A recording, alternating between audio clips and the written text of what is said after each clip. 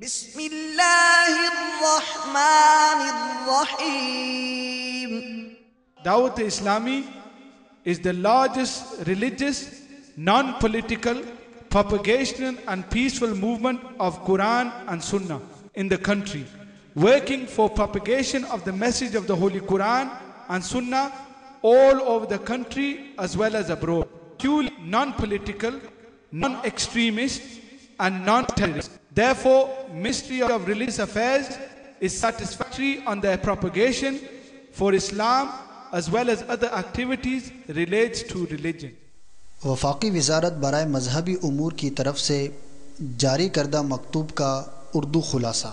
دعوت اسلامی ایک غیر سیاسی پرامن سب سے بڑی مذہبی تحریک ہے جو کہ ملک اور بیرون ملک قرآن و سنت کے مطابق اسلام کا پیغام عام کرنے میں مصروف عمل ہے.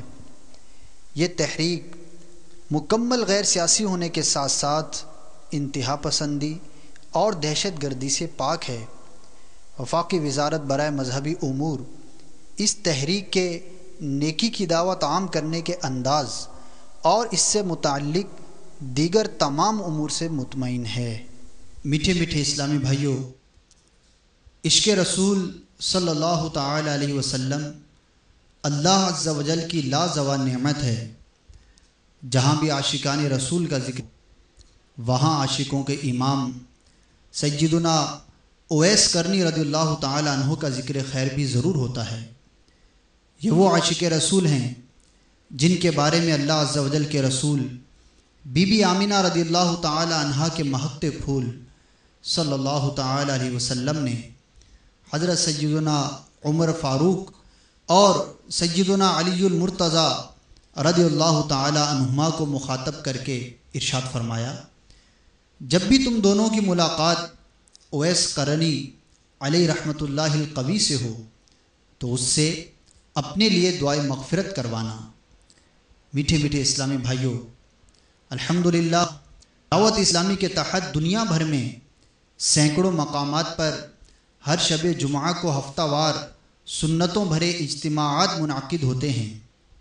عالمی مدنی مرکز فیضان مدینہ باب المدینہ کراچی میں ربیع الغوث 1429 سن ہجری کی 25ویں شب کو ہونے والے ہفتہ وار سنتوں بھرے اجتماع میں شیخ طریقت، امیر اہل سنت، بانی دعوت اسلامی حضرت علامہ مولانا ابو بلال محمد الیاس عطار قادری رضوی دامت برکاتہم العالیہ نے اپنے سنتوں بھرے بیان میں عاشقوں کے امام حضرت اویس قرنی رضی اللہ تعالی عنہ کی سیرت مبارکہ کے تابناک پہلوؤں کو بیان فرمایا ہے کہ اللہ تبارک و تعالی کی بارگاہ میں سیدنا اویس قرنی رضی اللہ تعالی عنہ کا کیا مقام ہے، اور خود سرکار مدینہ راحت قلب و سینہ صلی اللہ تعالی علیہ وسلم اپنے اس امتی سے کس قدر محبت فرماتے ہیں.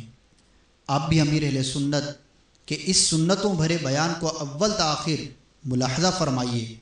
انشاءاللہ عز و جل آپ اپنے اندر جذبہ عشق رسول صلی اللہ تعالی علیہ وسلم میں ترقی محسوس فرمائیں گے.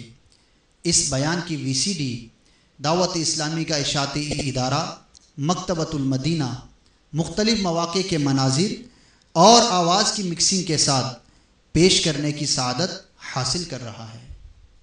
الحمدللہ رب العالمین والصلاة والسلام علی سید المرسلین. اما بعد فاعوذ باللہ من الشیطان الرجیم. بسم اللہ الرحمن الرحیم. الصلاة والسلام علیک یا رسول اللہ وعلی آلک واصحابک یا حبیب اللہ. الصلاة والسلام علیک یا نبی اللہ وعلى آلك وأصحابك يا نور الله.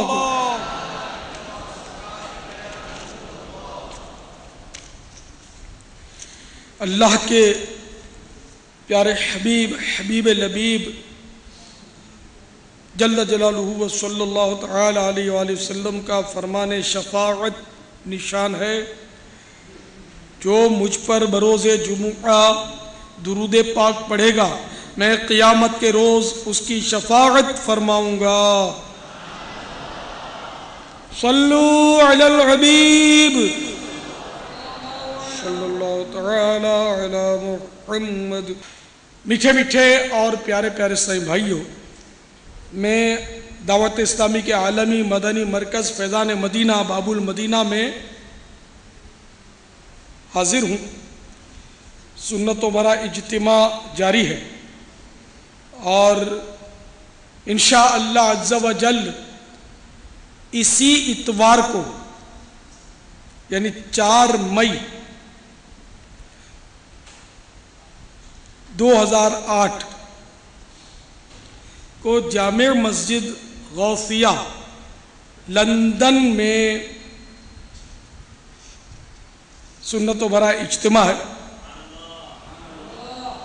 تو اس وقت جو میں بیان فیضان مدینہ باب المدینہ میں کرنے کی سعادت حاصل کر رہا ہوں، یہ اس نیت کے ساتھ یہ نیت بھی شامل کی ہوئی ہے کہ اس بیان کی VCD انشاءاللہ عز و جل اتوار کو لندن میں ہونے والے سنت و برے عظیم الشان اجتماع میں بھی دکھائی جائے گی۔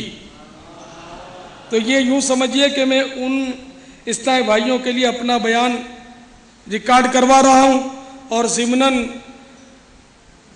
یہاں پر باب المدینہ میں آپ سن رہے ہیں اور انٹرنیٹ کے ذریعے دنیا کے نہ جانے کتنے ممالک میں یہ بیان اس وقت سنا جا رہا ہوگا۔ صلو علی الحبیب۔ آج 1429 سنہ ہجری کے ربیع الغوث کی 25ویں شب ہے، الحمدللہ۔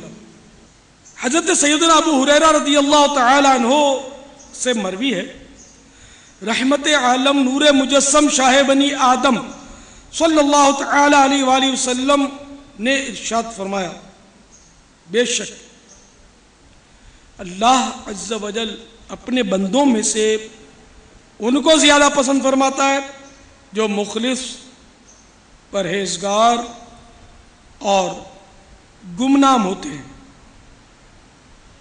جن کے چہرے گردآلود، بھوک کی وجہ سے پیٹ کمر سے ملے ہوئے اور بال بکھرے ہوئے ہوں۔ اگر وہ امراء کے پاس جانا چاہیں تو انہیں اجازت نہ ملے، اگر کسی محفل میں موجود نہ ہو تو کوئی ان کے متعلق نہ پوچھے، اور اگر موجود ہو تو کوئی انہیں اہمیت نہ دے، اور اگر وہ کسی سے ملاقات کریں تو لوگ ان کی ملاقات سے خوش نہ ہوں، اگر وہ بیمار ہو جائیں تو کوئی ان کی عیادت نہ کرے، اور جب فوت ہو جائیں تو لوگ ان کے جنازے میں شریک نہ ہوں۔ صحابہ کرام علیہم الرضوان نے عرض کی، یا رسول اللہ عز و جل و صلی اللہ تعالی علیہ وآلہ وسلم، ایسے لوگوں سے ہماری ملاقات کیسے ہو سکتی ہے؟